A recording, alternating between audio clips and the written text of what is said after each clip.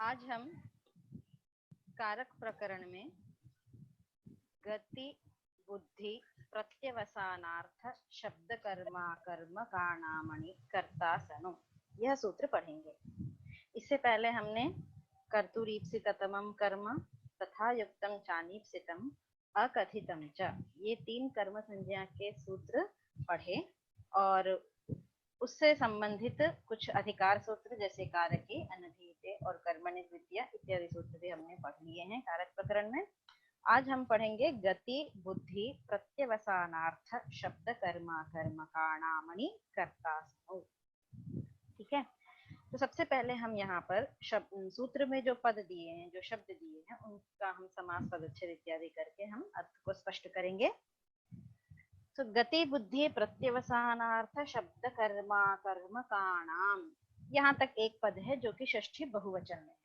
फिर है अणि, अणि जो है लुप्त सप्तम्यंत निर्देश है, मतलब सप्तमी विभक्ति है लेकिन उस सप्तमी विभक्ति का लोप हो गया है तो उसको लुप्त सप्तम्यंत निर्देश ऐसा कहते हैं। फिर है कर्ता, कर्ता प्रथमा विभक्ति एक वचन, सह प्रथमा विभक्ति एक वचन, णौ सप्तमी विभक्ति एक वचन।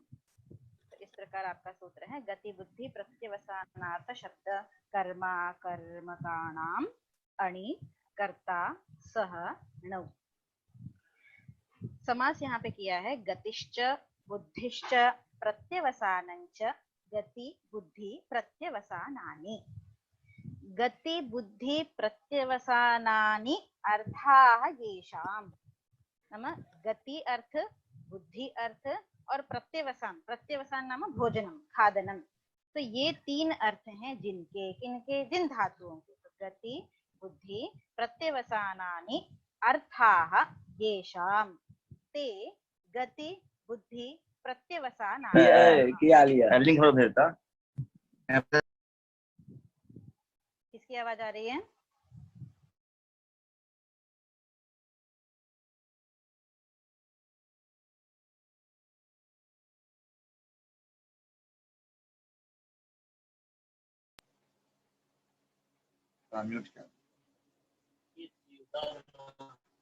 सार्थक धातु, इन 3 प्रकार 3 अर्थों वाली धातुओं का ग्रहण किया है।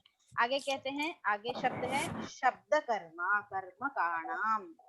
करें शब्दः कर्म यस्य, शब्दः कर्म यस्य सह शब्द कर्मा, मतलब जिस धातु में शब्द कर्म बन रहा हो। जैसे बालकः वेदम पठति, तो यहाँ पर पठति इस क्रिया में वेदम मतलब वेद ज्ञान, वेद शब्द जो है वो कर्म बन रहा है। बालकः शब्दम वदति, वदति क्रिया में शब्द जो है कर्म बन रहा है। तो शब्दः कर्म यस्य, शब्द जिस धातु का कर्म बन रहा हो ऐसी धातु यहाँ पे ली गई है, तो वो हुआ शब्द कर्मा। आगे कह रहे हैं अकर्म काणाम, तो न विद्यते कर्म यस्य सह। ऊपर दिए हुए लिंक पर ऑनलाइन क्लास स्टार्ट हो चुकी है। जिन भी न विद्यते कर्म यस्य सह अकर्मकः, तो न विद्यते कर्म यस्य, जिस धातु का कर्म नहीं है ऐसी धातु, जैसे आस्ते शेते, इन धातुओं का कर्म नहीं होता है। तो ऐसी जो कृपया अपने माइक को बंद रखिए, आपकी तरफ से यदि शोर आएगा तो कक्षा में डिस्टरबेंस हो सकता है। हाँ, तो इस प्रकार गति बुद्धि प्रत्यवसानार्थाश्च शब्द कर्माच अकर्मकश्च, ये 3 लिए गए। गति बुद्धि प्रत्यवसानार्थाश्च शब्द कर्माच अकर्मकश्च इति गति बुद्धि प्रत्यवसानार्थ शब्द कर्मा कर्मकाः तेषां गति बुद्धि प्रत्यवसानार्थ शब्द कर्मा कर्मकाणाम। ये इस प्रकार से आपका समास हुआ। आगे है अणि, न अणिहि अणिहि तस्मिन् अणौ। ठीक है, तो अब ये तो हो गया समास। अब इस सूत्र के अर्थ को हमें समझना है। ठीक है, सूत्र के अर्थ को समझने के लिए सूत्र में जो पद हैं उनका अर्थ हमें पहले समझना होगा। तो गत्यर्थक धातु, बुद्ध्यर्थक धातु और प्रत्यवसानार्थक धातु और जिस धातु का कर्म शब्द बन रहा हो ऐसी धातु और अकर्मक धातु, ठीक है, ये इन धातुओं के प्रयोग में अणि कर्ता। अणि का क्या तात्पर्य है, देखिए एक प्रत्यय है निच प्रत्यय। निच प्रत्यय जैसे हम प्रयोग करते हैं सह पठति, ठीक है, रामः पठति, राम पढ़ता है, ठीक है। अध्यापकः रामं पाठयति, ठीक है, अध्यापक राम को पढ़ाता है, ठीक है। तो पठति और पाठयति में क्या भेद है? पठति मतलब पढ़ता है और पाठयति मतलब पढ़ाता है। तो पाठयति यह जो शब्द बना, वहां पे पढ़ाता है यह जो अर्थ आया वह णिच एक प्रत्यय है, उस प्रत्यय से यह अर्थ आता है, ठीक है। पठति पढ़ता है, पाठयति यह णिच प्रत्यय है। तो यह जो पाठयति है इसको बोलते हैं णिजंत पद। णिच प्रत्यय हुआ है इस कारण से णिजंत पद ऐसा बोलते हैं इसको, ठीक है। तो इसी प्रकार खादति खादयति, णिजंत हुआ खादयति। गच्छति, गच्छति का णिजंत होगा गमयति। पश्यति, पश्यति का णिजंत होगा दर्शयति, देखता है और दिखाता है। तो पढ़ाता है, दिखाता है, खिलाता है, सुनाता है। शृणोति श्रावयति, तो ये जो सुनाता है, दिखाता है, खिलाता है, ये जो प्रयोग है वो णिजंत के प्रयोग है, ठीक है। तो णिच प्रत्यय होने पर, णिच प्रत्यय होने पर बनेगा पाठयति और णिच नहीं हुआ है तब बनेगा पठति। तो इस सूत्र में क्या कह, ये जब णिच होगा तो वो णी है, णी का अर्थ है णिच और अणि का अर्थ है नणि अणि, मतलब जहां णिच नहीं हुआ है, ठीक है। नणि अणि, जहां णिच नहीं हुआ है, जैसे पठति, गच्छति, पश्यति। और णिः का मतलब जहां णिच हुआ है, जैसे पाठयति, गमयति, दर्शयति इत्यादि प्रयोग, ठीक है। अब हम सूत्र के अर्थ को समझते हैं, थोड़ा आसान हो जाएगा। सिद्धांत कौमुदी में सूत्र का अर्थ क्या कहता है? गति बुद्धि प्रत्यवसानार्थ शब्द कर्मा कर्मकाणाम अणिकर्ता सनो, यह सूत्र है। अर्थ कहते हैं गत्याद्यर्थानाम शब्द कर्मणाम अकर्मकाणाम च अणौ यह कर्ता सह अणौ कर्म स्यात्, ठीक है। गत्याद्यर्थानाम, गत्याद्यर्थानाम मतलब आदि शब्द, गति आदि अर्थानाम। तो गति आदि, आदि शब्द से गति अर्थ, बुद्धि अर्थ और प्रत्यवसान अर्थ, ठीक है, ये तीन अर्थ लिए गए हैं। गत्याद्यर्थानाम मतलब गत्यर्थानाम, बुद्ध्यर्थानाम, प्रत्यवसानार्थानाम, शब्द कर्मणाम, अकर्मकाणाम च, इतनी सारी धातुओं का जो अणु यह कर्ता, मतलब णिच न होने पर जो कर्ता बन रहा है।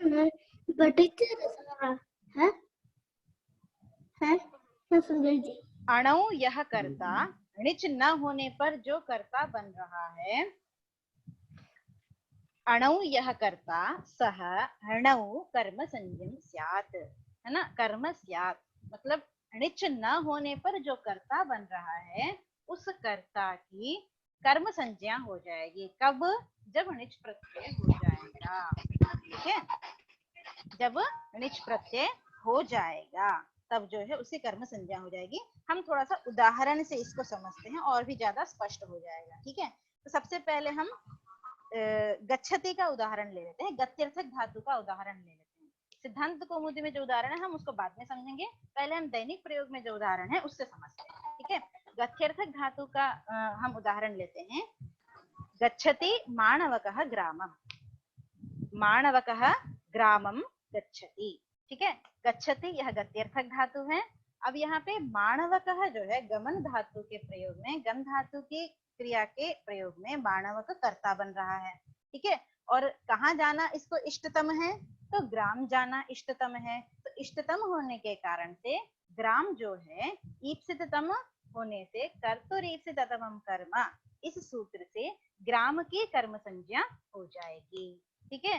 तो माणवकः ग्रामं गच्छति, यह प्रयोग बन जाएगा। माणवकः ग्रामं गच्छति। अब इस प्रयोग में माणवकः ग्रामं गच्छति, इस प्रयोग में णिच प्रत्यय नहीं हुआ है, क्योंकि इसका अर्थ क्या हुआ कि माणवक मतलब शिशु, गांव जाता है मतलब बालक गांव जाता है। मानव का अर्थ होगा बालक, तो बालक गांव जाता है, यह अर्थ होगा। ठीक है, अब आगे हम णिच का प्रयोग करते हैं, गमयति माणवकम ग्रामम।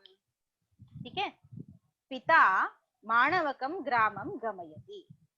एक तो हुआ बालक गांव जाता है, दूसरा हम क्या बना रहे हैं कि पिता बालक को गांव भेजता है। पिता बालक को गांव भेजता है, तो जाता है और भेजता है, तो ये जो भेजता है अर्थ आया, वहां बनता है गमयति। गच्छति और गमयति, ये अर्थ होगा। ठीक है, तो गमयति यह जो णिच प्रयोग हुआ, ठीक है, गम धातु का ही जब णिच नहीं हुआ तब प्रयोग बनता है गच्छति, और गम धातु का, आचार्य नमो नमः, हमारे एचओडी सर भी इस क्लास में उपस्थित हैं हमारे साथ, तो उनको मैं प्रणाम करती हूँ, अभिनंदन करती हूँ।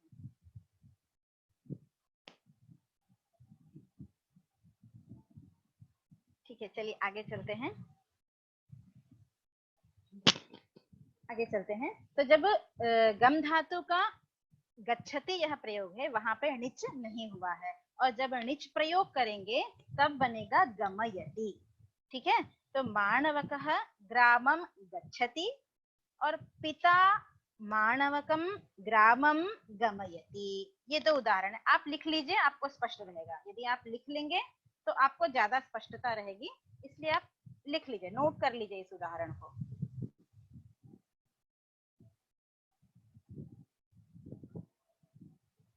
माणवकः ग्रामं गच्छति, पिता माणवकम ग्रामम गमयति।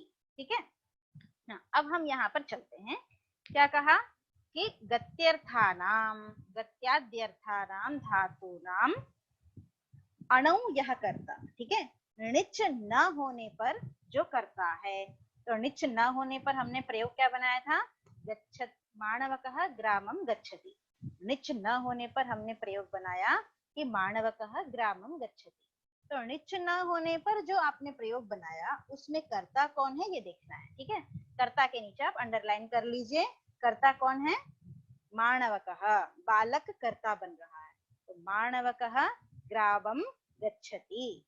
ठीक है, यहाँ पर माणवकः कर्ता बन रहा है, तो अणु यह कर्ता, मतलब णिच न होने पर जो कर्ता है उस कर्ता की णिच प्रत्यय करने के बाद कर्म संज्ञा करनी है। तो णिच न होने पर करता है माणवकः, और जब णिच करेंगे, णिच करने के बाद हमने प्रयोग क्या बनाया, गमयति माणवकम ग्रामम। गमयति माणवकम ग्राम, नाम पिता माणवकम ग्रामम गमयति। गमयति में णिच कर दिया। अब जब गमयति गम धातु में णिच किया, तब जो कर्ता बन रहा था, पहले कर्ता क्या बन रहा था, माणवक कर्ता था। पहले वाले प्रयोग में देखना है, माणवकः ग्रामं गच्छति, इस प्रयोग में जो कर्ता बन रहा है वह कर्ता माणवकम ग्रामं गमयति, इस प्रयोग में कर्म बन जाएगा। जब कर्म बन जाएगा इस कारण से उसमें द्वितीया हो जाएगी। तो दो प्रयोग हैं, दो प्रयोगों को लेकर के आपको पहले वाले देवदत्तः माणवकः ग्रामं गच्छति में जो कर्ता बन रहा है वह कर्ता माणवकम ग्रामं गमयति में कर्म होगा। तो इस प्रकार दो प्रयोग को लेकर के गच्छति में जो कर्ता बन रहा है, गमयति में उसकी कर्म संज्ञा हो जाएगी। कर्म संज्ञा होने के बाद माणवकम ऐसे द्वितीय विभक्ति हो जाएगी, माणवकम ग्रामम गमयति, यह आपका प्रयोग बनेगा। उदाहरण समझ में आया? किसी को जिज्ञासा है, कुछ संदेह है, तो आप इस उदाहरण में अपने संदेह की निवृत्ति कर लीजिए। तो जो सिद्धांत कौमुदी में उदाहरण दिए हैं उनको समझने में आपको आसानी हो जाएगी। किसी को कुछ पूछना है या कहना है, या एक बार और मैं आपको एक्सप्लेन करूं? मैम एक बार रिपीट होगा? हाँ ठीक है, मैं उदाहरण दोबारा से रिपीट करती हूँ, ध्यान से सुनिए, ठीक है। गत्याद्यर्थानां शब्दकर्मणाम् अकर्मकाणां च अणौ यः कर्ता सः णौ कर्म स्यात्। ठीक है, गत्यर्थक, बुद्ध्यर्थक और प्रत्यवसानार्थक धातु शब्द कर्म, हर एक धातु का उदाहरण हम आपको क्रमशः समझाएंगे। ठीक है, पहले हम गत्यर्थक धातु का उदाहरण लेंगे। तो गत्यर्थानाम धातूनाम अणौ यह कर्ता, णिच प्रत्यय न करने पर जो करता है उस कर्ता की कर्म संज्ञा होती है जब हम णिच प्रत्यय करेंगे। ठीक है, यह हिंदी में अर्थ हुआ। तो अणौ यह कर्ता सह अणौ कर्म संज्ञम स्यात्, कर्म संज्ञा स्यात्। ठीक है, उदाहरण क्या दिया, गत्यर्थक धातु का है गच्छति, माणवकः ग्रामं गच्छति, माणवकः ग्रामं गच्छति। यहाँ पे गत्यर्थक गच्छति धातु का कर्ता है, आप लिख लीजिए तो आपको स्पष्ट समझ में आएगा। दोनों उदाहरण लिख लीजिए। माणवकः ग्रामं गच्छति, तो गच्छति इस गत्यर्थक धातु का कर्ता बन रहा है माणवक। ठीक है, तो गच्छति धातु का जो कर्ता माणवक बन रहा है उस कर्ता की कर्म संज्ञा होगी। कब होगी, जब कर्म संज्ञा कब होगी, जब गच्छति में हम णिच प्रयोग करेंगे। मतलब गच्छति का णिच क्या बनेगा, गमयति। ठीक है, जैसे पश्यति का णिच प्रयोग क्या बनेगा, दर्शयति। पठति का णिच प्रयोग बनेगा पाठयति, मतलब पढ़ता है और पढ़ाता है, देखता है दिखाता है। ठीक है, ऐसे ही जाता है और भेजता है। तो ये जो दूसरे अर्थ हुए, दिखाता है, पढ़ाता है, भेजता है, इस प्रकार के अर्थ में णिच प्रत्यय का प्रयोग होता है। ठीक है, तो गमयति, पाठयति, ठीक है, दर्शयति, ये सारे णिच के प्रयोग हैं। तो जब निजंत प्रयोग होगा, मतलब पाठयति, गमयति, इस प्रकार के प्रयोग में कर्ता की कर्म संज्ञा हो जाएगी। ठीक है, तो माणवकः ग्रामं गच्छति, इस प्रयोग में हमें देखना है कि कर्ता कौन है। तो माणवकः ग्रामं गच्छति में कर्ता है माणवकः। तो माणवकः ग्रामं गच्छति में जो कर्ता बन रहा है उसी कर्ता की ही माणवकं ग्रामं गमयति इस प्रयोग में कर्म संज्ञा होगी। पहले जो कर्ता बन रहा था उस कर्ता की ही यहाँ पर गमयति इस प्रयोग के साथ कर्म संज्ञा करेंगे। जब कर्म संज्ञा होगी तो उसमें भी द्वितीया विभक्ति हो जाएगी। तो माणवकम में भी द्वितीया हो गई, ग्रामम में भी द्वितीया हो गई। ग्रामम में जो द्वितीया है वो कर्तुरीप्सिततमम कर्म से कर्म संज्ञक है, और माणवकम में जो द्वितीया दिख रही है वो गति बुद्धि प्रत्यवसानार्थ शब्द कर्मा कर्म काणामणि कर्तासनो, इस सूत्र से वहां पर कर्म संज्ञा होगी। तो माणवकम में कर्म संज्ञा होकर द्वितीया विभक्ति हुई। तो इस प्रकार माणवकम ग्रामम गमयति यह प्रयोग बनेगा। ठीक है, दो प्रयोग लेने हैं आपको। दो प्रयोगों में देखना है कि पहले गच्छति, इस मतलब जहां पर णिच नहीं किया है, गच्छति इस प्रयोग में जो कर्ता बन रहा है उसी कर्ता की गमयति इस क्रिया के साथ, मतलब णिच प्रयोग के साथ कर्म संज्ञा हो जाएगी। ठीक है, ठीक है, आगे चले हम। जी मैम। हाँ, आगे चलते हैं। ठीक है, तो अब हम चलते हैं सिद्धांत कौमुदी के उदाहरण को लेते हैं। सिद्धांत कौमुदी में क्या उदाहरण दिया है, पहला उदाहरण क्या दिया है, शत्रून अगमयत स्वर्गम। ठीक है, शत्रून अगमयत स्वर्गम। ठीक है, यह गत्यर्थक धातु का उदाहरण है। गत्यर्थक नाम गच्छति, गच्छति इसका हमने बनाया था लट लकार में गमयति। ठीक है, गच्छति का लट लकार में ही हमने णिच प्रत्यय करके बनाया था गमयति। ठीक है, और इसी प्रकार भूतकाल में अगच्छत, भूतकाल में अगच्छत, अगच्छताम, अगच्छन, ऐसा प्रयोग बनता है। ठीक है, अगच्छत, अगच्छताम, अगच्छन। तो जब भूतकाल में अगच्छत गच्छति का बना अगच्छत, तो गमयति का भूतकाल में क्या बन जाएगा, अगमत, अगमयत, अगमयताम, अगमयत, यहाँ पे अगमयत लिया है। ठीक है, हम आगे नहीं चलते हैं, अगमयत इतना ही रखते हैं। तो शत्रुन अगमयत स्वर्गम। ठीक है, प्रथम पुरुष एक वचन में भूतकाल में अगमयत बना।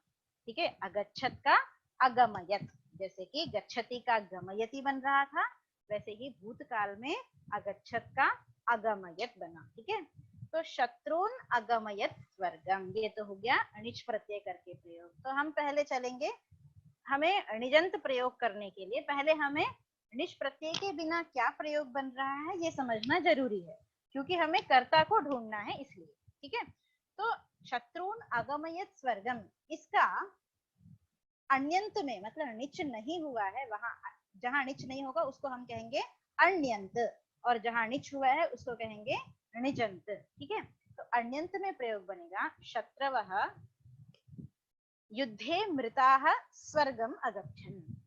शत्रवः स्वर्गम अगच्छन्, सीधा सीधा प्रयोग है, शत्रवः स्वर्गम अगच्छन्, मतलब युद्ध में लड़ाई हो रही थी और लड़ाई में शत्रुओं की मृत्यु हो गई, तो शत्रु जो हैं स्वर्ग को चले गए। शत्रवः स्वर्गम अगच्छन्, शत्रवः स्वर्गम अगच्छन्। अब यहाँ पे तात्पर्य क्या हुआ कि शत्रवः युद्धे मृताः, युद्ध में मर गए, मरने के बाद स्वर्ग को चले गए। ठीक है, तो अब यहाँ पे किसने उनको मारा, तो तान यह शस्त्र घातेन स्वर्गम अगमयत, उन शत्रुओं को किसने मारा, मतलब मारने के बाद स्वर्ग किसने भेजा। ठीक है, तो जैसे माणवकः ग्रामं गच्छति, लेकिन माणवकम ग्रामम गमयति, बालक को गांव भेजता है, तो कोई भेजने वाला होगा, कोई बालक को गांव भेजने वाला चाहिए, तो पिता ले लीजिए, पिता बालक को गांव भेजता है। ठीक है, बालक गांव जाता है ये ठीक है, लेकिन जब बालक को गांव भेजता है यह करेंगे, तो कोई हमें दूसरा व्यक्ति चाहिए जो कि बालक को गांव जाने के लिए प्रेरित करता है, बालक को गांव भेजता है, तो वहां हमने पिता ले लिया। अब यहाँ पे शत्रवः स्वर्गम अगच्छन्, शत्रु स्वर्ग को चले गए।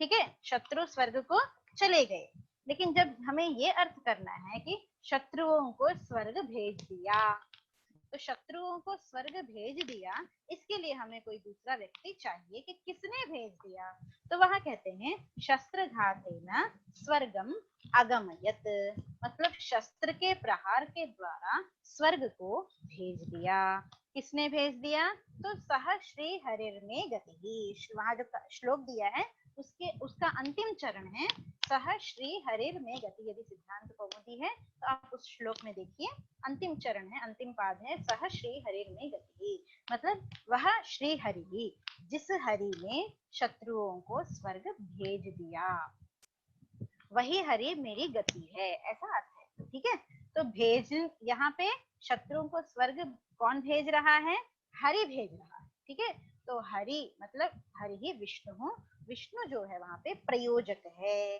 प्रयोजक मतलब शत्रुओं को स्वर्ग जाने की प्रेरणा दे रहा है, शत्रुओं को स्वर्ग भेज रहा है। ठीक है, तो इस प्रकार से देखिए निजंत जो प्रयोग हुआ, मतलब पिता माणवकम ग्रामम गमयति, पिता माणवकम ग्रामम गमयति, इस प्रयोग को हम साथ साथ लेके चलेंगे क्योंकि समझने में आसानी रहेगी। ठीक है, लट लकार का प्रयोग है निजंत में, तो पिता माणवकम ग्रामम गमयति, यहाँ पे गांव जाने की क्रिया तो बालक कर रहा है। ठीक है, बालक गांव जाता है, जाने की क्रिया बालक कर रहा है, इसलिए बालक करता है, यद्यपि बालक मानवक क्या है, करता है, लेकिन जब बालक को पिता गांव भेजेगा, मतलब जब बालक को पिता गांव भेजता है, तब पिता भी क्या हुआ, करता हुआ। ठीक है, तो इस प्रकार दो कर्ता हो गए निजंत प्रयोग में, जैसे बालकः पठति, बालकः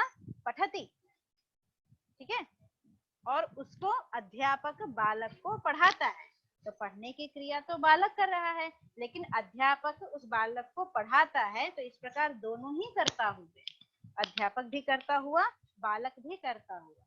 इसी प्रकार से पिता माणवकम ग्रामम गमयति, यहाँ पर पिता भी करता है और बालक भी करता है। बालक करता क्यों है, क्योंकि बालक क्रिया को कर रहा है, और पिता करता क्यों है, क्योंकि पिता क्रिया को करवा रहा है।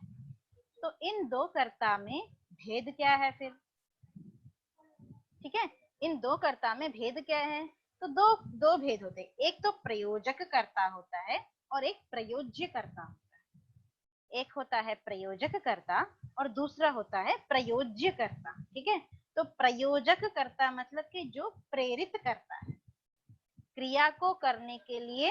एक तो होता है कि मैं अपने आप पढ़ रही हूँ और दूसरा होता है कि मुझे कोई पढ़ने के लिए प्रेरित कर रहा है कि ऐसे पढ़ो ये पढ़ो। ठीक है, तो एक होता है प्रेरित करने वाला और एक होता है स्वयं क्रिया को करने वाला। ठीक है, तो मानक गांव जाता है, वह स्वयं जा रहा है। ठीक है, स्वयं जा रहा है इसलिए वो एक करता है। तो जो स्वयं करता है वो हुआ प्रयोज्य कर्ता। ठीक है, और जब पिता मानव बालक को गांव भेज रहा है, क्योंकि गांव जाने के लिए पिता उस बालक को प्रेरित कर रहा है, तो जो प्रेरित करता है उसे कहते हैं प्रयोजक कर्ता। वो होता है प्रयोजक कर्ता। इस प्रकार दो कर्ता हुए, एक तो प्रयोजक कर्ता और एक हुआ प्रयोज्य कर्ता। ठीक है, तो पिता प्रयोजक करता है और जो मानवक है, बालक है, वो क्या है, प्रयोज्य करता है। ठीक है, इस प्रकार ये दो हुए उदाहरण, दो कर्ता हो गए उसमें। तो अन्यंत अवस्थायाम गमन क्रियां प्रति शत्रवः कर्तारः। अन्यंत अवस्था में मतलब शत्रवः स्वर्गम अगच्छन्। अब दोबारा हम इस उदाहरण में आ जाते हैं। शत्रवः स्वर्गम अगच्छन्। अगच्छन् मतलब निजंत नहीं है, तो निच जहां नहीं है वहां पे, जहां निच प्रत्यय जैसे गच्छति गमयति, वैसे भूतकाल में बनेगा अगच्छत् और अगमयत्। भूतकाल में बनेगा अगच्छत् और अगमयत्। ठीक है, तो अगच्छत् क्या हुआ, जहां निच नहीं हुआ है, अन्यंत अवस्था। ठीक है, अन्यंत अवस्था जहां निच नहीं हुआ है, जैसे गच्छति अन्यंत अवस्था, और अगमयत जो है वो निजंत है, निजंत अवस्था है। ठीक है, भूतकाल की निजंत अवस्था है। तो अगच्छत् अगमयत, ये दो क्रियाएं, मतलब एक ही क्रिया का एक निजंत प्रयोग है और एक अन्यंत प्रयोग है। ठीक है, तो अन्यंत अवस्था में गमन क्रिया के लिए, गमन क्रिया प्रति मतलब अगच्छत्, इस अन्यंत अवस्था में गमन क्रिया के प्रति शत्रु जो है वो कर्ता बन रहा है। शत्रवः स्वर्गम अगच्छन्, शत्रु स्वर्ग जाते गए, शत्रु स्वर्ग को चले गए। ठीक है, तो चले गए, इस जाने की क्रिया में कौन चले गए, शत्रु चले गए, तो शत्रु क्या बना, कर्ता हुआ। ठीक है, गमन क्रिया के प्रति शत्रु कर्ता बन रहा है, कब, जब निच नहीं किया तब। ठीक है, और स्वर्ग क्या बन रहा है, कर्म बन रहा है। शत्रवः स्वर्गम अगच्छन्, शत्रवः स्वर्गम अगच्छन्, ये अन्यंत अवस्था है। और अन्यंत अवस्था, अब निच प्रत्यय कर लेंगे तो अब शत्रुओं को भेजने के लिए कोई चाहिए, तो जो भेजेगा, जो उसको जाने के लिए प्रेरित करेगा स्वर्ग को, वो हो जाएगा प्रयोजक कर्ता। तो वो कौन है यहाँ पे, तो हरि है। हरि ने शत्रुओं को स्वर्ग भेज दिया। ठीक है, हरि ने शत्रुओं को स्वर्ग, मतलब हरि ने शत्रुओं को स्वर्ग जाने के लिए प्रेरित किया, भेज दिया, यह अर्थ है। ठीक है, तो शत्रुन अगमयत स्वर्गम, हरि ही शत्रुन स्वर्गम अगमयत। तो ये हरि है वो प्रयोजक करता हुआ। ठीक है, और जब हमने निच नहीं किया था तब हमने प्रयोग क्या बनाया था, आप निजंत और अन्यंत इन दोनों के प्रयोग लिखते चलिएगा। जब आप नोटबुक में लिखेंगे तो उस प्रयोग को देख करके समझने में आपको आसानी रहेगी। ठीक है, तो अन्यंत प्रयोग था शत्रवः स्वर्गम अगच्छन्। इस अन्यंत प्रयोग में कर्ता था शत्रु, शत्रवः कर्ता बन रहा था। तो जो अन्यंत प्रयोग में कर्ता है उस कर्ता की ण्यंत प्रयोग में कर्म संज्ञा होनी है। तो शत्रवः स्वर्गम अगच्छन्, यहाँ पे कर्ता है शत्रु, वह उस कर्ता की, जब हम ण्यंत प्रयोग बनाएंगे, क्या ण्यंत प्रयोग है, तो हरि ही शत्रुन स्वर्गम अगमयत। इस ण्यंत प्रयोग में शत्रु जो है कर्म बन जाएगा, जो पहले कर्ता था वो अभी कर्म बन जाएगा। कर्म होने के कारण से अब शत्रु की कर्म संज्ञा और द्वितीय विभक्ति हो गई, क्योंकि बहुत सारे शत्रु हैं इसलिए बहुवचन हो गया। तो शत्रुन, शत्रु शत्रु शत्रवः, शत्रुम शत्रु शत्रुन, द्वितीय विभक्ति के बहुवचन में शत्रुन स्वर्गम अगमयत। हरि शत्रुन स्वर्गम अगमयत, हरि ने शत्रुओं को स्वर्ग भेज दिया, यह अर्थ हो जाएगा। ठीक है, समझ में आया? तो जो अन्यंत अवस्था में कर्ता बन रहा था, उस कर्ता की ही न्यंत अवस्था में कर्म संज्ञा हो जाएगी। जैसे शत्रवः स्वर्गम अगच्छन, तो अगच्छन शत्रु स्वर्ग चले गए। यहाँ पे शत्रु कर्ता था, उस कर्ता की ण्यंत प्रयोग में, मतलब निजंत प्रत्यय के निजंत प्रयोग में जब निच प्रत्यय करेंगे तो कर्म संज्ञा हो जाएगी। तो शत्रुन कर्म संज्ञा होकर द्वितीय विभक्ति हो जाएगी।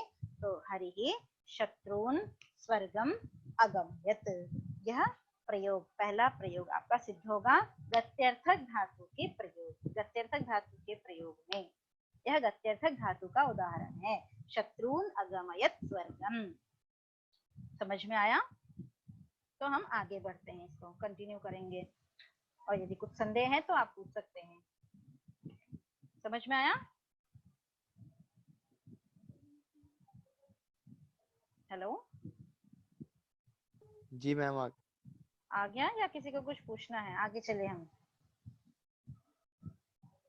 चलिए तो आगे चलते हैं। ठीक है, अब कह रहे हैं कि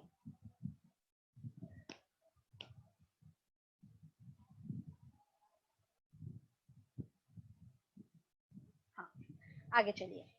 अब यहाँ कह रहे हैं कि जब अण्यंत प्रयोग में जो करता है, अण्यंत अवस्था में जो करता है, उस कर्ता की ण्यंत अवस्था में, मतलब निजंत प्रयोग में कर्म संज्ञा हो जाती है। ऐसा इस सूत्र का कथन है, गति बुद्धि इस सूत्र का कथन है। ठीक है, तो एक प्रयोग है देवदत्तः पचति।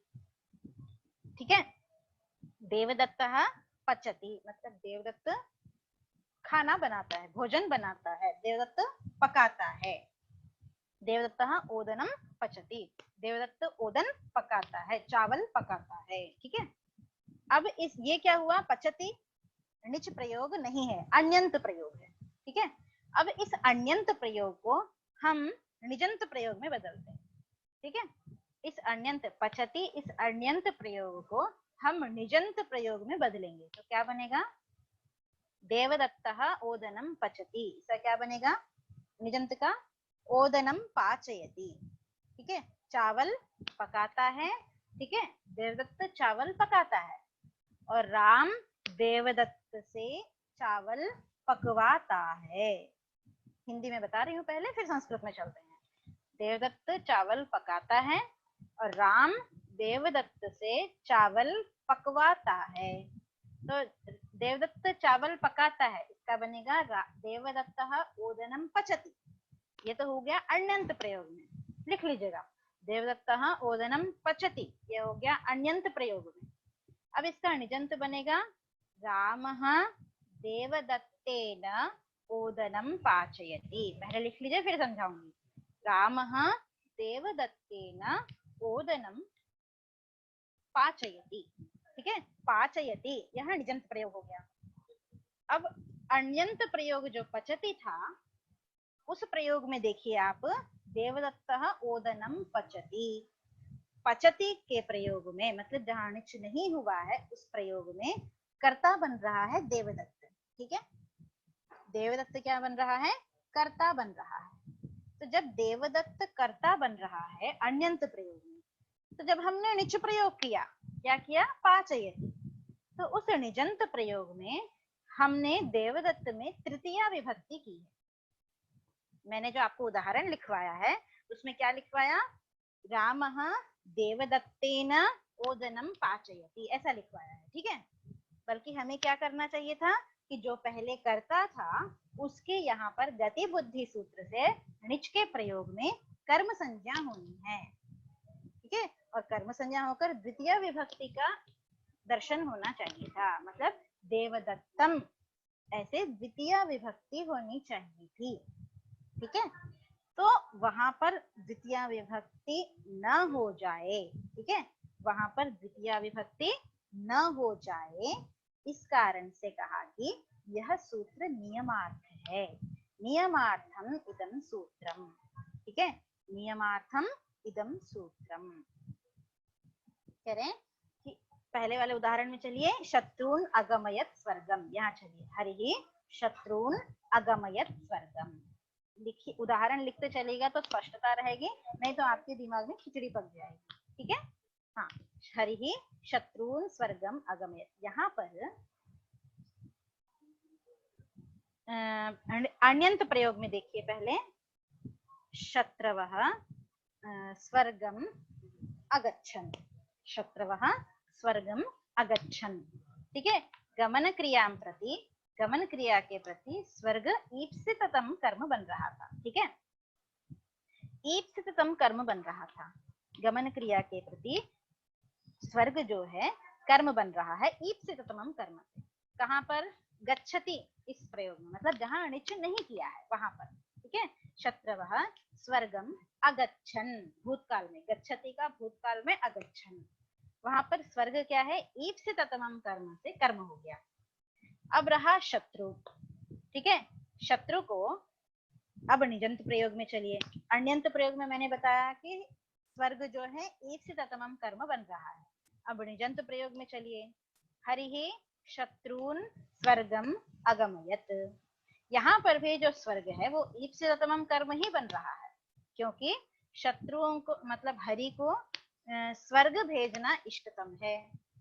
हरि को कहाँ भेजना इष्टतम है? स्वर्ग भेजना इष्टतम है, इसलिए स्वर्ग ईप्सिततम कर्म बनेगा ही। और किसको भेजना है उसे? हरि को। अपने मित्र को तो स्वर्ग भेजेगा नहीं, वो शत्रु को ही स्वर्ग भेजेगा, तो शत्रुओं को ही स्वर्ग भेजना वो भी इष्टतम है। तो शत्रुगतम कर्मत्वम, शत्रु में की जो हमने गति बुद्धि से कर्म संज्ञा हम कर रहे थे, तो वो जो शत्रुगत जो कर्मत्व है वो भी ईप्सिततमम कर्म, वो भी ईप्सिततम होने से कर्तुरीप्सिततमम कर्म इससे ही सिद्ध हो रहा था। ठीक है, तो जब इससे ही सिद्ध हो रहा था तब फिर जो यह सूत्र बनाना पड़ा इनको, गति बुद्धि नहीं, कर्तुरीप्सिततमम कर्म से कर्म संज्ञा नहीं होगी, बल्कि गति बुद्धि से ही कर्म संज्ञा होगी, यह जो इन्होंने कहा। ठीक है, हरि को इष्टतम है स्वर्ग भेजना, इसी प्रकार किसको स्वर्ग भेजना इष्टतम है? तो शत्रुओं को ही स्वर्ग भेजना इष्टतम है, न कि अपने मित्र को स्वर्ग भेजना इष्ट है। तो इस प्रकार इष्टतम होने से कर्तुरीप्सिततमम कर्म से ही कर्म संज्ञा हो जाती, गति बुद्धि सूत्र की क्या आवश्यकता थी।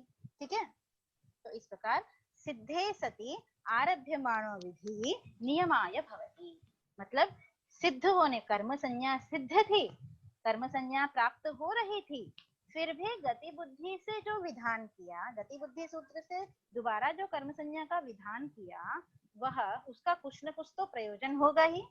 तो बता रहे हैं क्या प्रयोजन है, तो कह रहे हैं नियमाय भवति, गति बुद्धि सूत्र से जो दोबारा से आपने कर्म संज्ञा का विधान किया वह नियमाय भवति। ठीक है, वो नियमार्थ हो जाएगा। क्या नियम होगा? नियम क्या है अब? तो कह रहे हैं निजर्थेन आप्यमानस्य प्रयोज्य कर्तुः यदि कर्मत्वं भवति तर्हि गत्यर्थादीनाम् एव कर्तुः। ठीक है, निजर्थेन आप्यमानस्य प्रयोज्य कर्तुः यदि कर्मत्वं भवति तर्हि गत्यर्थादीनामेव कर्तुः इति नियमः। यह नियम है, इसको मैं हिंदी में समझाती हूँ कि यदि निजर्थेन आप्यमानस्य प्रयोज्य कर्तुः, मतलब अनिच प्रत्यय करने के बाद मैंने बताया था पिता माणवकम ग्रामम गमयति, तो एक तो है प्रयोजक कर्ता और दूसरा है प्रयोज्य कर्ता। भेजने वाला जो है पिता प्रयोजक करता है और जो जाने वाला है वो प्रयोज्य करता है। ठीक है, तो हमने जो प्रयोज्य करता है, मतलब कि माणवकः ग्रामम गच्छति में माणवक जो पहले करता था उसको हम कर्म कर रहे हैं। ठीक है, गति बुद्धि सूत्र से हम क्या कर रहे हैं कि पहले जो करता था उसी की हम कर्म संज्ञा कर रहे हैं। तो जिसकी पहले जो करता था, अब जो हमने उसको कर्म बनाया निच प्रत्यय करने के बाद, तो वह क्या है? प्रयोज्य करता है। ठीक है, प्रयोज्य कर्ता की हमने क्या की? निच प्रयोग में कर्म संज्ञा कर दी है। प्रयोज्य कर्ता की निच प्रत्यय करने के बाद हमने उसकी कर्म संज्ञा कर दी है। ठीक है, तो ऐसे प्रयोज्य कर्ता की, मतलब जो पहले करता था अब हम उसकी कर्म संज्ञा कर रहे हैं, तो ऐसे प्रयोज्य कर्ता की कर्म संज्ञा तभी होगी। नियम बता रही हूँ, इस सूत्र से जो नियम विधान किया जा रहा है वो क्या है, ठीक है। तो पहले जो कर्ता था उस कर्ता की कर्म संज्ञा कब होगी, तो बताया कि जब गत्यर्थक, बुद्ध्यर्थक और प्रत्यवसानार्थक शब्द कर्म अकर्म इन धातुओं का प्रयोग होगा, तभी कर्ता की कर्म संज्ञा होगी। निजंत प्रयोग में कर्ता की कर्म संज्ञा होगी, मतलब गत्यर्थक धातु का प्रयोग होगा तभी जो पहले कर्ता था उसकी कर्म संज्ञा होगी। जैसे पहले उदाहरण में चलिए, लौकिक उदाहरण में ही क्या, माणवकः ग्रामं गच्छति। यहाँ पे गच्छति क्या है, गत्यर्थक धातु है।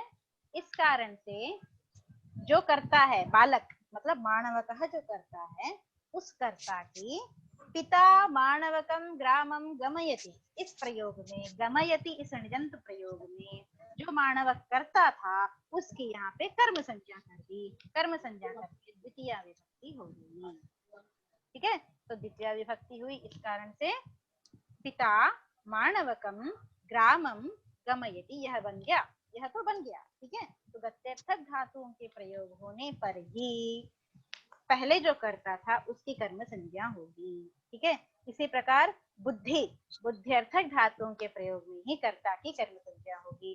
प्रत्यवसानार्थक धातु के प्रयोग में ही कर्ता की कर्म संज्ञा होगी। शब्द कर्म जहां बन रहा हो वहीं कर्ता की कर्म होगी, और अकर्मक धातुओं के प्रयोग में ही कर्ता की कर्म संज्ञा होगी। यह नियम है। तो इस नियम से क्या प्रयोजन सिद्ध हो रहा है, नियम का कुछ प्रयोजन होना चाहिए ना। नियम, इस नियम से क्या सिद्ध हो रहा है, तो कहते हैं आगे। इससे पहले मैंने उदाहरण बताया आपको कि देवदत्तः पचति, देवदत्तः ओदनम पचति। फिर उस उदाहरण में आ जाइए आप, देवदत्तः ओदनम पचति, ठीक है। अपने सरल है, सूत्र कठिन नहीं है, केवल उदाहरणों को समझना, थोड़ा सा इधर से उधर उदाहरण जा रहे हैं, ठीक है। तो जब आप अपने माइंड को कंसंट्रेट रखेंगे तो सरलता से समझ में आ जाएगा आपको। और माइंड को कंसंट्रेट करने के लिए आप उदाहरणों को लिखते चलिए, ठीक है। तो देवदत्तः ओदनम पचति, यहाँ मैंने बताया था कि देवदत्त चावल पकाता है, ठीक है। देवदत्तः ओदनम पचति, पचति जो है अण्यंत क्रिया है। और जब पाचयति मतलब देवदत्त से चावल पकवाता है, कौन, राम। तो रामः देवदत्तेन ओदनम पाचयति। जब निजंत प्रयोग हमने किया पाचयति, तो जो देवदत्त पहले कर्ता बन रहा था, देवदत्तः ओदनम पचति, इस प्रयोग में देवदत्त पहले कर्ता बन रहा था। उस कर्ता की अब गति बुद्धि से कर्म संज्ञा करनी थी, लेकिन गति बुद्धि सूत्र ने नियम कर दिया। क्या नियम किया, गति बुद्धि सूत्र ने नियम किया कि गत्यर्थक, बुद्ध्यर्थक, प्रत्यवसानार्थक, शब्द कर्म अकर्म इनके प्रयोग में ही कर्ता की कर्म संज्ञा होगी। अन्यों के धातु के प्रयोग में, अन्य धातुओं के प्रयोग में कर्ता की कर्म संज्ञा नहीं होगी। तो देवदत्तः ओदनम पचति, यहाँ पे जो पचति धातु है वो तो न गत्यर्थक है, गत्यर्थक मतलब गच्छति याति, गत्यर्थक नहीं है, ठीक है। गच्छति गत्यर्थक मतलब जाना, गमनम, ठीक है। पचति धातु गत्यर्थक नहीं है और न ही बुद्ध्यर्थक है, बोधयति, अवगच्छति बुद्ध्यर्थक भी नहीं है। प्रत्यवसानार्थक मतलब खादति, भक्षयति प्रत्यवसानार्थक भी नहीं है, ठीक है। न तो शब्द कर्म है और न ही पचति अकर्मक है, क्योंकि अकर्मक तो हो ही नहीं सकती। ओदनम पचति, पचति धातु का कर्म बन रहा है ओदनम।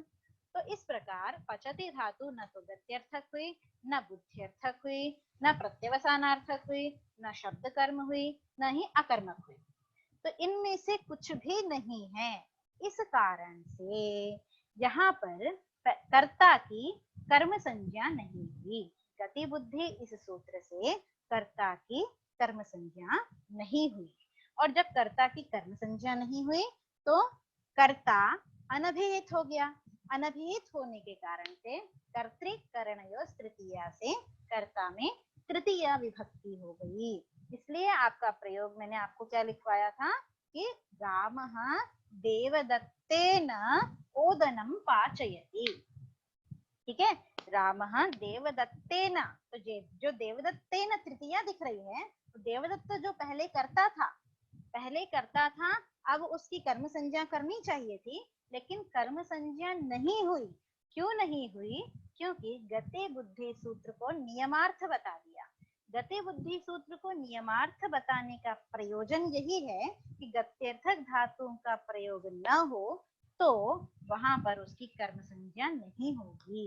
तो कर्म संज्ञा नहीं हुई, इस कारण से देवदत्तेन यहाँ तृतीया हो जाएगी। करता रहा, कर्म संज्ञा नहीं हुई तो वो करता ही रहेगा, और जब करता ही रहेगा तो कर्तृकरण तृतीया से वहां तृतीया विभक्ति हो जाएगी। तो रामः देवदत्तेन ओदनं पाचयति, ऐसे बनेगा। ठीक है, तो इस प्रकार यह सूत्र नियमार्थ है। नियमार्थ प्रयोजन यह हुआ कि अन्य धातुओं के प्रयोग में कर्म संज्ञा नहीं होगी, अपितु कर्तृत्वम, वो करता ही रहेगा, और कर्ता होने से तृतीया विभक्ति हो जाएगी। समझ में आया कि यह सूत्र नियमार्थ है। ठीक है मैडम, एक डाउट है। हाँ बोलो। यहाँ पे शब्द कर्मक और अकर्मक नहीं देखा जाएगा क्या? हाँ बिल्कुल देखा जाएगा। शब्द कर्म मतलब कि जहाँ शब्द कर्म बन रहा हो, शब्द ही कर्म, जैसे अध्यापकः छात्रः वेदं पठति। ठीक है, तो पठन क्रिया में वेद जो है, वेद क्या है? वेद क्या है? शब्द है। तो वेद के मतलब शब्द पढ़ रहा है वो। ठीक है, तो शब्द ही जहां पर कर्म बन रहा हो, तो इस प्रकार से अध्यापकः वेदं पठति, और जब निजंत प्रयोग करेंगे पाठयति, क्षम्यतां, छात्रः वेदं पठति। ठीक है, और जब निजंत प्रयोग करेंगे पाठयति, तो अध्यापकः छात्रं वेदं पाठयति। ठीक है, तो जहां वेद मतलब शब्द कर्म बनेगा, वहां पर भी कर्म संज्ञा हो जाएगी गति बुद्धि से। तो कर्म संज्ञा हुई, इस कारण से अध्यापकः छात्रं, द्वितीया हो गई छात्र में।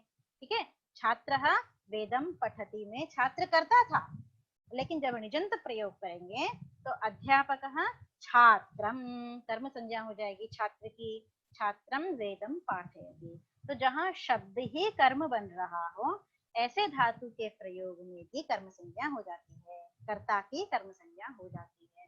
लेकिन यहाँ पर ओदनम पचति में, पचति इस धातु का जो कर्म है, पचति मतलब पकाता है, तो पचति इस धातु का कर्म बन रहा है ओदनम।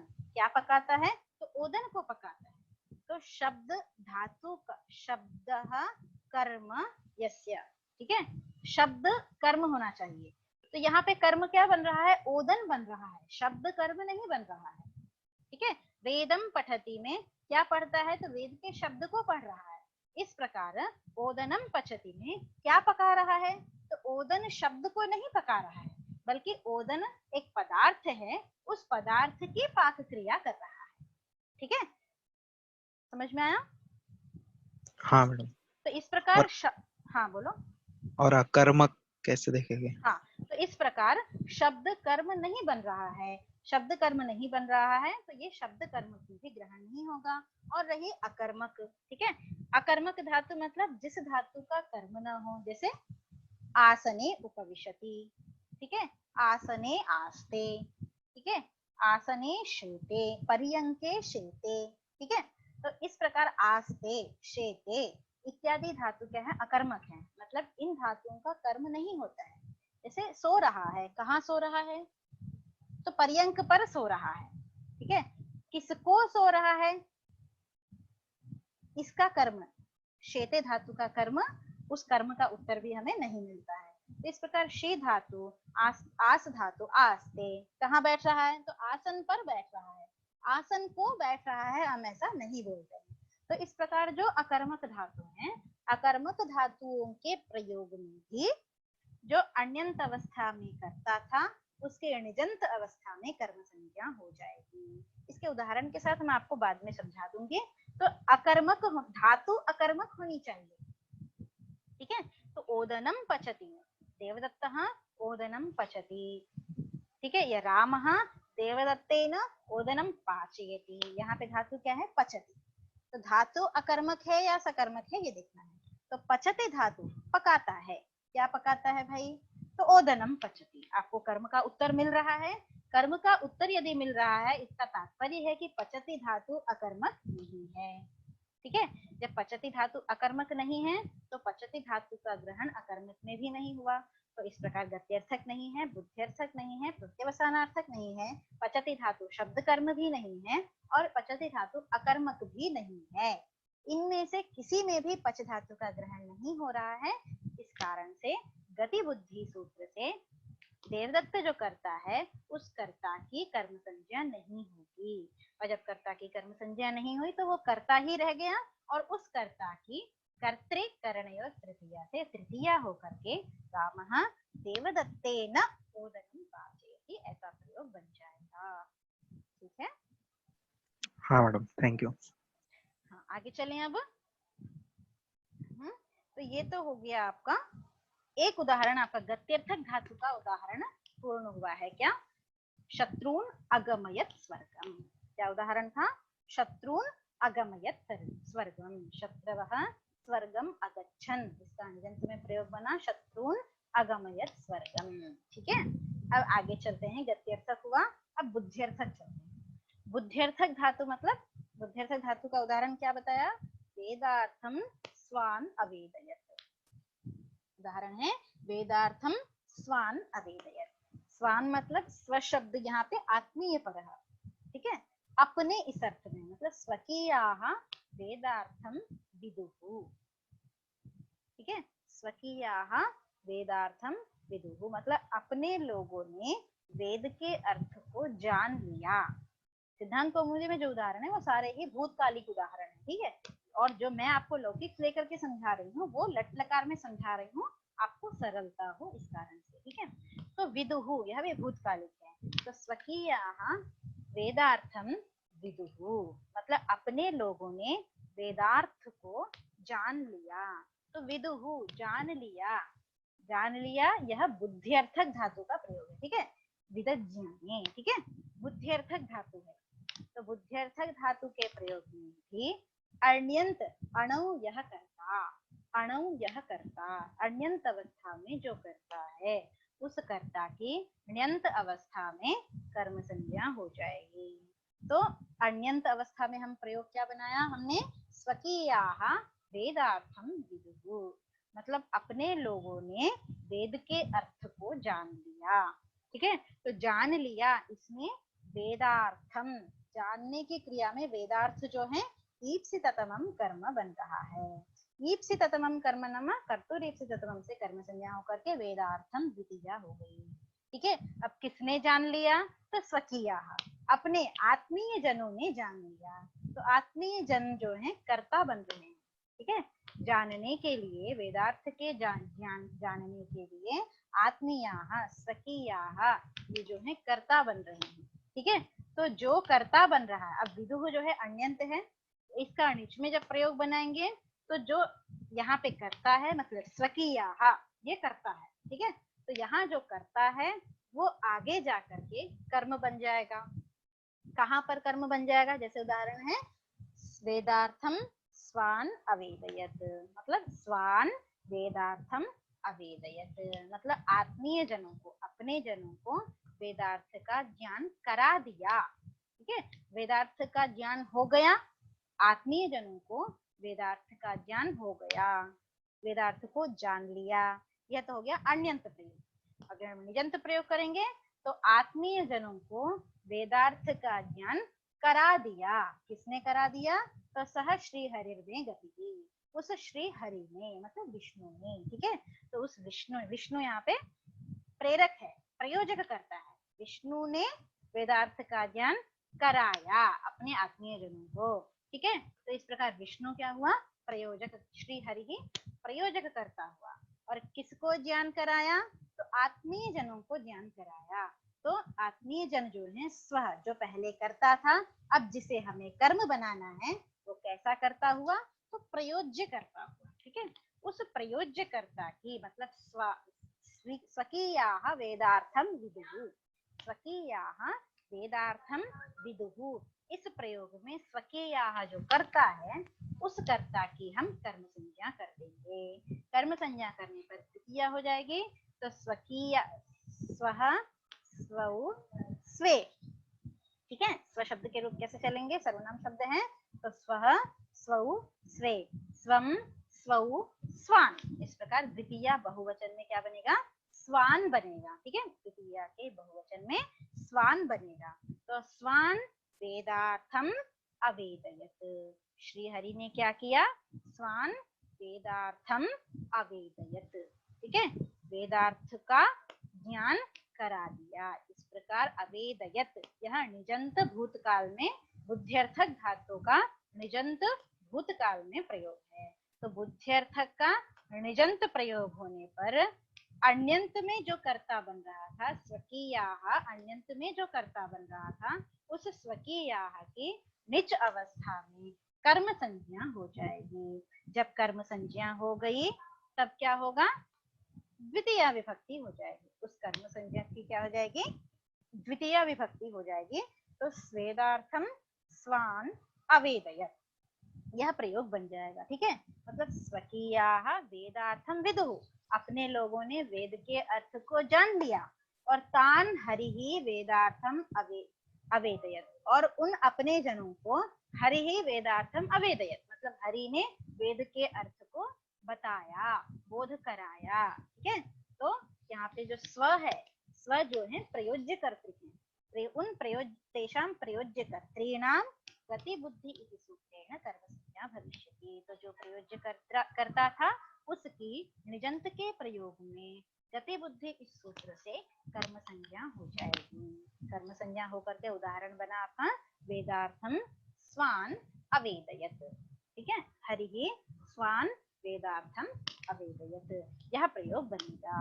ठीक है, तो इस प्रकार से आपका गत्यर्थक और बुद्ध्यर्थक ये दो उदाहरण आपके समझ में आ गए होंगे। ठीक है मैडम, अन्यंत प्रयोग एक बार इसका रिपीट। अन्यंत प्रयोग मतलब जिस प्रयोग में निच प्रत्यय नहीं हुआ है। ठीक है, जिस प्रयोग में निच प्रत्यय नहीं हुआ है, निच प्रत्यय का निच को ही ण्यंत कहते हैं। निच का बसता है णी, तो णी अंते णी अंतः ण्यंतः, णी अंतः ण्यंतः। ठीक है, और न ण्यंतः अन्यंतः। ठीक है, जहाँ पे नी प्रत्यय नहीं हुआ है, नी अंत में हुआ तो उसको कह देते हैं ण्यंत, ण्यंत को ही कह देते हैं णिजंत, और न ण्यंतः अण्यंतः, मतलब जहाँ पे निच प्रत्यय नहीं हुआ है। जैसे पठति, पठति मतलब पढ़ता है, खाता है, खादति, हसति। मैम यहाँ नीच प्रत्यय किससे होता है? निच प्रत्यय होता है हेतुमति च, इस सूत्र से निच प्रत्यय होगा। मैम जो चुरादिभ्यो नीच, वो भी तो वो चुरादिगण में होता है क्या? बिल्कुल, चुरादिभ्यो निच इस सूत्र से चुरादिगण की धातुओं को निच प्रत्यय होता है। ठीक है, केवल चुरादिगण की धातुओं से ही उस सूत्र से निच प्रत्यय होगा। ठीक है, और जो हेतुमति च सूत्र है, हेतुमति च सूत्र से जब प्रयोजक करता, प्रयोजक प्रयोज्य भाव आएगा। ठीक है, हेतुमत भाव आ जाएगा। हेतुमत भाव का तात्पर्य क्या हुआ कि प्रेरणा देने के अर्थ। जैसे एक तो पढ़ता है और दूसरा पढ़ाता है। जी। तो जब पढ़ाता है, सिखाता है, कराता है। हाँ बोलो। मैम हेतुमती च में मैम कोई अनुवृत्ति आ रही है क्या ऊपर से? हाँ, निच की अनुवृत्ति आएगी ना। मैम वो सूत्र बताओगे एक बार आप?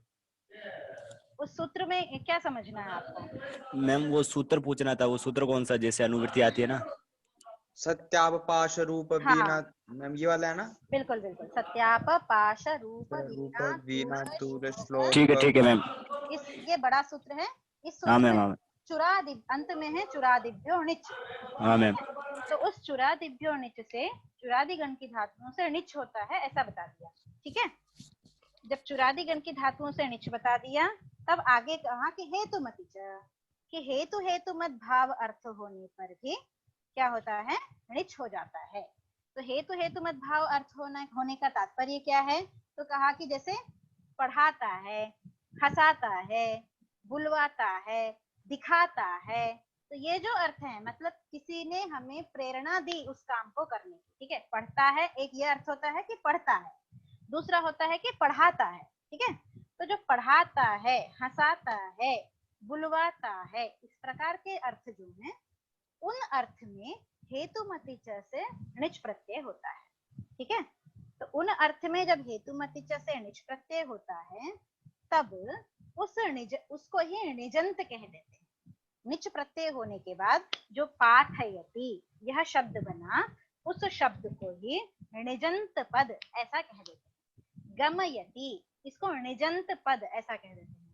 खादयति, दर्शयति, इस प्रकार के जो पद हैं, शब्द हैं, उनको णिजंत शब्द ऐसा कहते हैं। ठीक है, तो वो जो णिजंत शब्द हैं ये तो हो गए पाठयति, गमयति, हास्यति, खादयति, ये णिजंत हो गए। अब अण्यंत क्या हुए? तो पठति, गच्छति, हसति, पश्यति। ठीक है, ये सारे अण्यंत हो गए। ठीक है, तो अण्यंत और अण्यंत ये दोनों प्रयोग हमें लेकर के इस सूत्र को समझना है।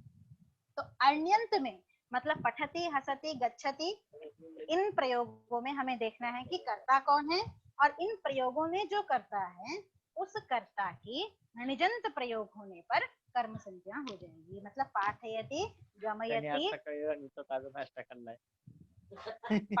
पाठयति, गमयति, बोधयति, हासयति, इन णिजंत के प्रयोग में पहले जो कर्ता था उस कर्ता की यहाँ पर कर्म संज्ञा हो जाएगी।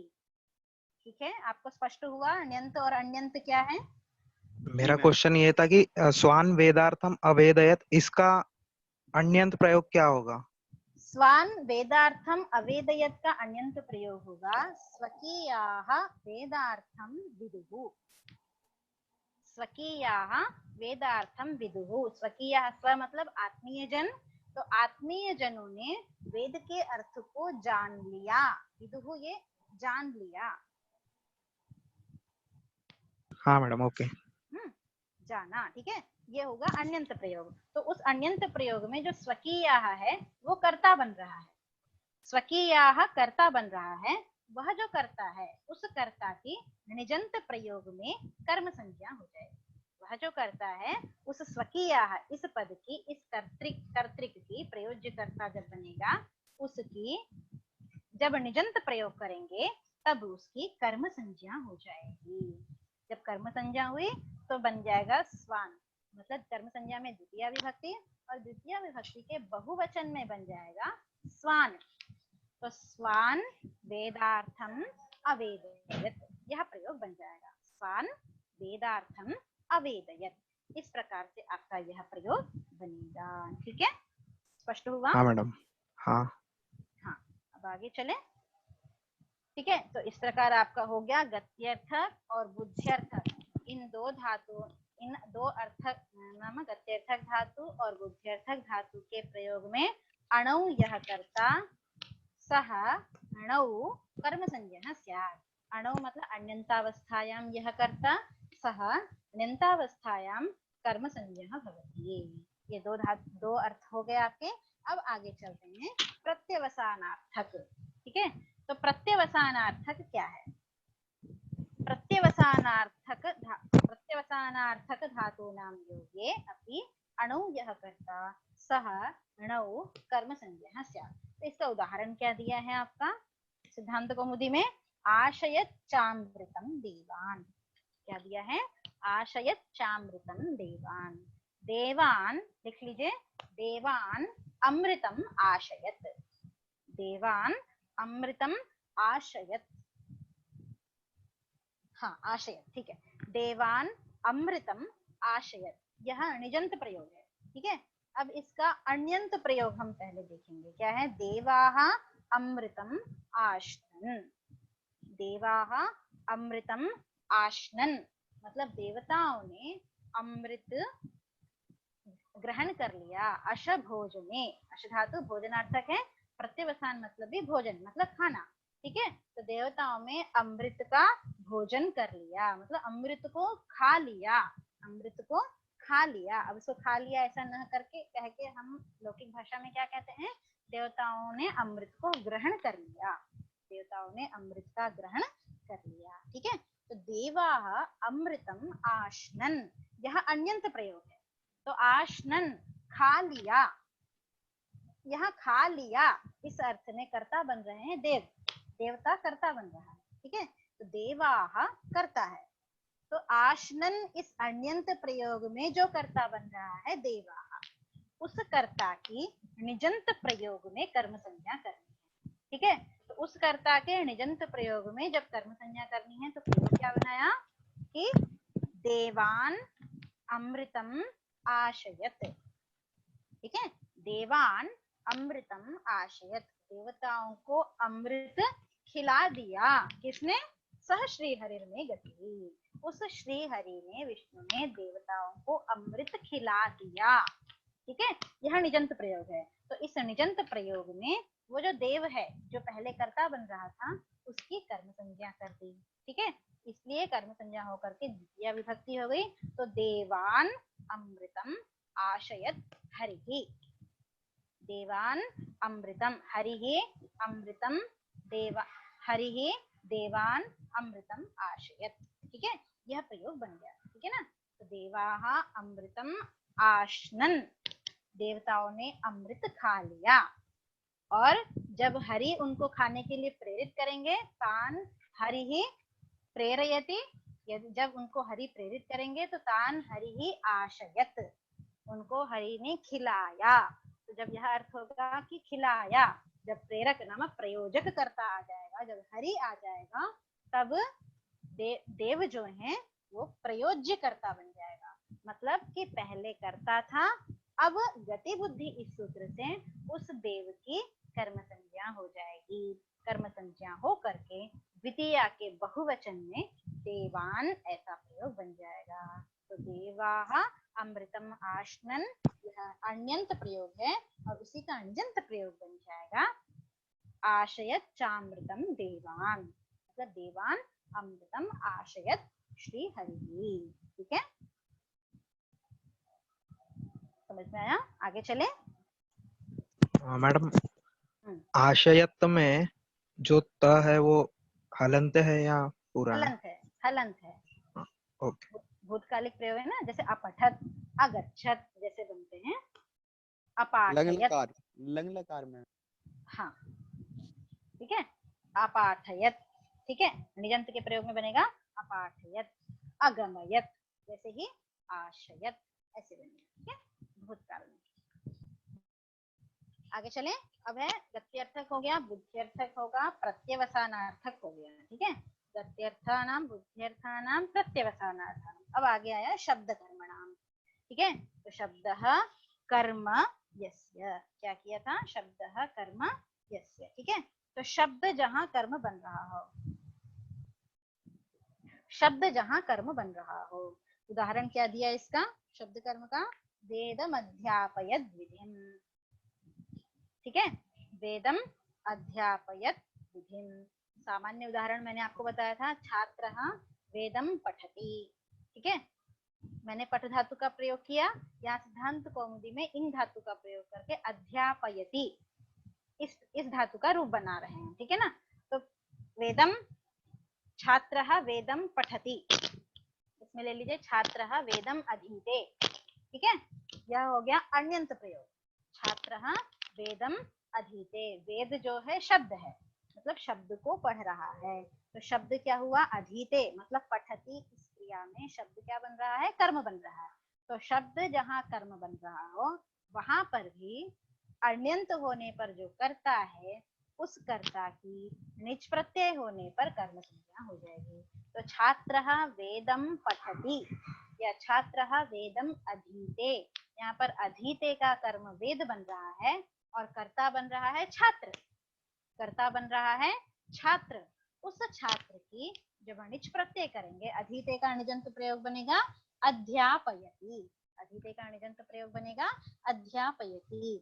तो अध्यापकः छात्रं वेदम अध्यापयति। तो अधीते का जब हमने निजंत बनाया कि पढ़ाता है, तब जो करता था छात्र उसकी कर्म संज्ञा कर देंगे। जो पहले करता था, मतलब छात्रः वेदम पठति, यहाँ पे पठति में जो करता था छात्र, उस कर्ता की जब पाठयति ऐसा हम प्रयोग करेंगे तो तब वह कर्ता कर्म बन जाएगा। तो छात्रः वेदं पठति और अध्यापकः छात्रं वेदं पाठयति। अध्यापक पढ़ाएगा ना, तो अध्यापक जब आ जाएगा, प्रयोजक कर्ता पढ़ाने वाला जब कोई आ जाएगा, तब उस कर्ता के पहले जो कर्ता था उस कर्ता की यहाँ कर्म संज्ञा हो जाएगी। तो अध्यापकः छात्रं वेदं पाठयति, वेद तो पहले से ही कर्म संज्ञक था, छात्र की भी कर्म संज्ञा हो जाएगी गति बुद्धि इस सूत्र से। ठीक है, गति बुद्धि इस सूत्र से छात्र की भी कर्म संज्ञा हो जाएगी। तो यह आपको मैंने सामान्य उदाहरण समझाएगा। अब एज इट इज यही उदाहरण थोड़े से अलग शब्दों में यहाँ पे सिद्धांत कौमुदी में दिया है। ठीक है, क्या दिया है? वेदम अध्यापयत। मैंने आपको पठति लट लकार में समझाया और सिद्धांत कौमुदी में आपका भूतकालिक उदाहरण दिया है कि अध्यापयत। ठीक है, अध्यापयत यह भूतकालिक उदाहरण है। तो क्या कहा? वेदम अध्यापयत विधिम। ये तो हो गया निजंत भूतकालिक, निजंत प्रयोग है। इसको हम पहले अण्यंत में देखेंगे, मतलब जहां निज प्रयोग नहीं हुआ है वो देखेंगे। तो अण्यंत प्रयोग क्या बनेगा? विधि मतलब है यहाँ पे ब्रह्मा। ठीक है, विधि का अर्थ है ब्रह्मा। तो विधि ही वेदम अधीतवान। विधि मतलब ब्रह्मा वेदम अधीतवान। ब्रह्मा ने वेद को पढ़ लिया, ब्रह्मा ने वेद को पढ़ लिया। तो यहाँ पे अधीतवान यह जो है निजंत प्रयोग नहीं है, ये क्या है? कृदंत प्रयोग है, तवतु प्रत्यय है यहाँ पे अधीतवान में। ठीक है, भूतकालिक तवतु प्रत्यय है। तो अण्यंत प्रयोग में कर्ता कौन बन रहा है? विधि मतलब ब्रह्मा। किसने वेद पढ़ लिया? ब्रह्मा ने वेद पढ़ लिया। ठीक है, विधि मतलब ब्रह्मा वेदम अधीतवान। वेद जो है कर्म बन रहा है, ब्रह्मा मतलब विधि जो है कर्ता बन रहा है। अब यह ब्रह्मा जो कर्ता बन रहा है, विधि कर्ता बन रहा है, उस कर्ता की जब हम निजंत प्रयोग करेंगे वहां पर कर्म संज्ञा करनी है। तो विधि ही वेदम अधीतवान। ठीक है, ब्रह्मा ने वेद पढ़ लिया। अब इसको हम निजंत प्रयोग में बनाएंगे। अधीतवान का निजंत क्या बनेगा? भूतकाल में अध्यापयत। क्या बनेगा? अध्यापयत। तो वेद विधि ही वेदम विधिम वेदम अध्यापयत। हरि विधिम वेदम अध्यापयत मतलब हरि ने विधि को, विधि मतलब ब्रह्मा को वेद पढ़ा दिया। हरि ने ब्रह्मा को वेद पढ़ा दिया। हरि विधिम वेदम अध्यापयत। यह उदाहरण है। ठीक है, हरि विधिम वेदम अध्यापयत। हरि ने ब्रह्मा को वेद पढ़ा दिया। तो अध्यापयत इस निजंत प्रयोग में जो ब्रह्मा पहले कर्ता बन रहा था, उस कर्ता की यहाँ निजंत प्रयोग में गति बुद्धि इस सूत्र से शब्द कर्म बन रहा है। वेदम यह शब्द कर्म बन रहा है, इस कारण से इसकी मतलब ब्रह्मा की कर्म संज्ञा हो जाएगी और कर्म संज्ञा होकर के विद्या विभक्ति हो गई, इसलिए विधिम ऐसा प्रयोग बन गया। ठीक है, विधिम वेदम अध्यापयत।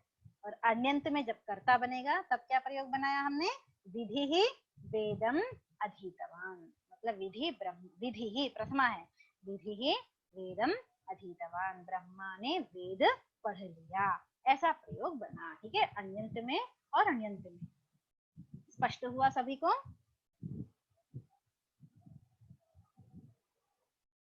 आगे चलिए।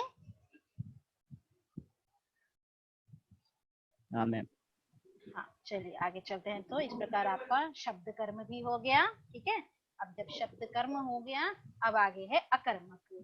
ठीक है, जी मैम। न विद्यते कर्म यस्य सह अकर्मकः। कर्मकः। हाँ, जिस धातु का कर्म न हो ऐसी धातु के प्रयोग में ही अण्यंत अवस्था में अणु यह कर्ता अणु सह कर्म स्यात्। अणु निच न होने पर जो करता है उस कर्ता की निच प्रत्यय मतलब निजंत करने पर कर्म संज्ञा हो जाएगी। तो उदाहरण क्या दिया आपका? आसयत सलिले पृथ्वीं। आसयत सलिले पृथ्वीं, मैंने बताया था ना, आस्ते आस धातु का कर्म नहीं होता है ना। आस्ते बैठता है, कहाँ बैठता है? तो आसन पर बैठता है। ठीक है, पर्यंत पर बैठता है। तो अधिकरण में आप उत्तर दे रहे हैं, ठीक है। आसन को बैठता है, आपका उत्तर ऐसा नहीं हो सकता है। पर्यंत को बैठता है, ऐसा उत्तर, मतलब कर्म से आप उत्तर नहीं दे सकते हैं, कर्म परक उत्तर आप नहीं दे सकते हैं। इस कारण से आस धातु जो है, आस धातु का कर्म नहीं होता है। तो जिसका कर्म नहीं होता है, न विद्यते कर्म यस्य, वह धातु अकर्मक कहलाती है।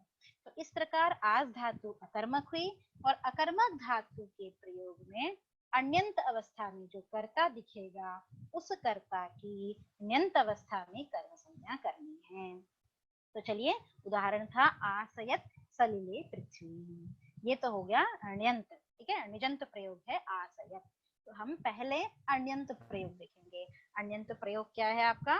सलिले पृथ्वी आस्ते।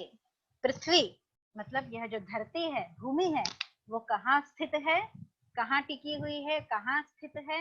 तो बताया सलिले, मतलब जल पर पृथ्वी टिकी है, ठीक है।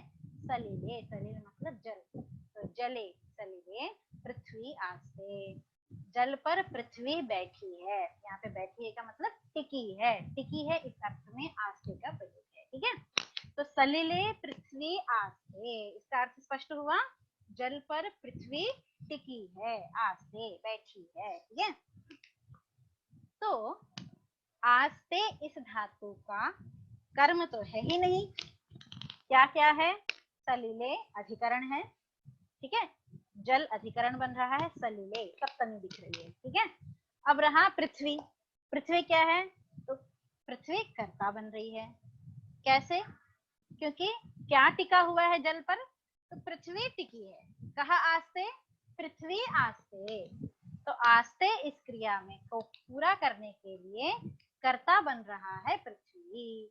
तो आस्ते इस क्रिया के लिए, जहाँ पे णिच नहीं हुआ है, आस्ते अण्यंत है, ठीक है, णिच नहीं है यहाँ पर, तो आस्ते इस अण्यंत क्रिया में कर्ता हो बन रहा है पृथ्वी। तो उस कर्ता की पृथ्वी के अण्यंत प्रयोग में, जहाँ पे णिच करेंगे, वहां पर क्या हो जाएगा? अण्यंत के प्रयोग में कर्म संज्ञा हो जाएगी।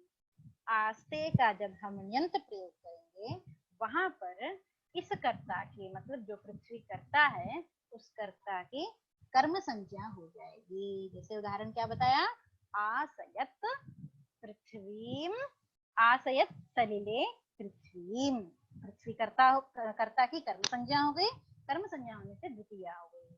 सलिले तो अधिकरण ही रहेगा, उसमें कोई भी परिवर्तन नहीं होगा, ठीक है। तो आसयत यह निजंत बन गया, किसने बिठाया? तो जल, अर्थ क्या हुआ इसका? आसयत सलिले पृथ्वी का अर्थ क्या हुआ? कि जल पर पृथ्वी को टिकाया, किसने टिकाया? तो श्री हरि में गति, उस श्री हरि ने, उस विष्णु ने पृथ्वी को जल पर टिकाया। तो यह जो टिकाया अर्थ है, वही णिच प्रत्यय का अर्थ है, ठीक है। जल पर पृथ्वी टिकती है या टिकी है, तो सलिले पृथ्वी आस्ते, यह हो गया अण्यंत। और अण्यंत प्रयोग करके क्या बना? आसयत सलिले पृथ्वी, मतलब श्री हरि ने पृथ्वी को जल पर टिकाया। तो इस प्रकार अण्यंत आस्ते के प्रयोग में जो कर्ता बन रहा था पृथ्वी, वह पृथ्वी अण्यंत प्रयोग होने पर, मतलब आसयत निजंत प्रयोग होने पर पृथ्वी की कर्म संज्ञा हो गई, कर्म संज्ञा होकर के द्वितीय विभक्ति हो गई, ठीक है। द्वितीय विभक्ति होकर के पृथ्वी, आसयत सलिले पृथ्वी, यह प्रयोग बन गया, ठीक है। आसयत सलिले पृथ्वी, यह सह में श्री हरि गति, ऐसा जो हरि है, वह हरि ही, उस हरि के मैं शरणागत हूँ, वही मेरी गति है, मैं उस हरि के पास शरणागत हूँ। यह कारिका के अंतिम चरण का अर्थ हुआ। तो इस प्रकार से आपका गत्यर्थक, बुद्ध्यर्थक, प्रत्यवसानार्थक, शब्द कर्म और अकर्मक, ठीक है, इन 5 तदर्थक धातुओं के प्रयोग में अणु यह कर्ता, अण्यंत अवस्था में जो कर्ता है, उस कर्ता की न्यंतावस्था में मतलब निच प्रत्यय करने पर, निजंत प्रयोग करने पर उस कर्ता की कर्म संज्ञा हो जाती है। गति बुद्धि प्रत्यवसानार्थ शब्द कर्मा कर्मकाणाम अणि कर्ता स नौ, इस सूत्र से कर्म संज्ञा हो जाएगी। तो इस प्रकार आपका गति बुद्धि यह कर्म संज्ञा का सूत्र, सूत्र का अर्थ और उदाहरण की सिद्धि यह पूर्ण हुआ। ठीक है, अब इस सूत्र में कुछ वार्तिकें पढ़ी हुई हैं। ठीक है, आगे कुछ वार्तिकें पढ़ी हुई हैं, नी वह्योर न इत्यादि इत्यादि। तो अब पहले आप ये बताइए कि आपको यह सूत्र का अर्थ और उदाहरण स्पष्ट हुआ या नहीं।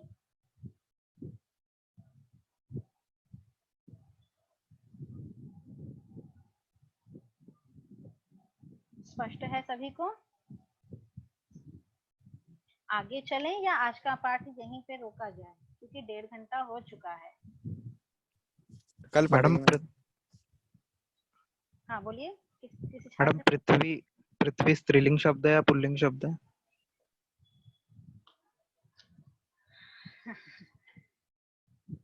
आयम गौः पृथ्वी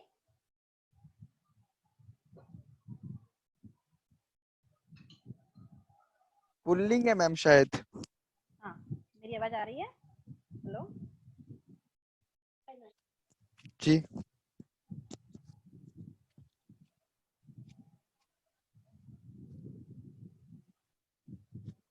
नहीं आ रही है मैम।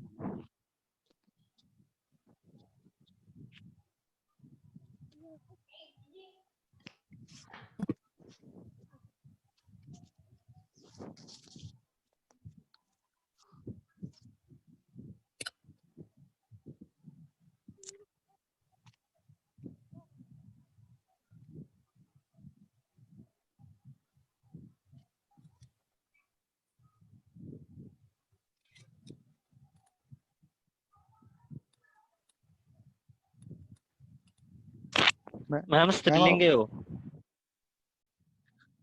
पृथ्वी शब्द स्त्रीलिंग है। हाँ हाँ, हेलो पृथ्वी शब्द शब्द रूप हाँ, माला हाँ में हाँ, पृथ्वी शब्द अभी आवाज आ रही स्त्रीलिंग है है। आपकी, अभी आवाज आ रही है। ठीक है, ठीक है। हाँ हाँ, तो ठीक है, किसी ने हाँ छात्र ने भी बताया पृथ्वी शब्द क्या है, स्त्रीलिंग में है। ठीक है, हाँ हाँ तो अब इसको कक्षा 1.5 घंटे की हो गई है सर, मुझे लगता है बच्चों के लिए आज के लिए इतना काफी रहेगा। सर आपकी आवाज नहीं आ रही है। हाँ मैं कह रहा हूँ कि यहीं पे विराम देना उचित होगा, काफी समय हो जी गया जी, है। नहीं तो ओवरडोज हो जाएगा। हाँ हाँ जी जी। और क्योंकि अब नेक्स्ट भी क्लास होना है, इस बीच में इनका मोबाइल भी डिस्चार्ज हो जाता है, वो भी चार्ज पे इनको टाइमली लगाना जी पड़ेगा, जी नहीं तो फिर वो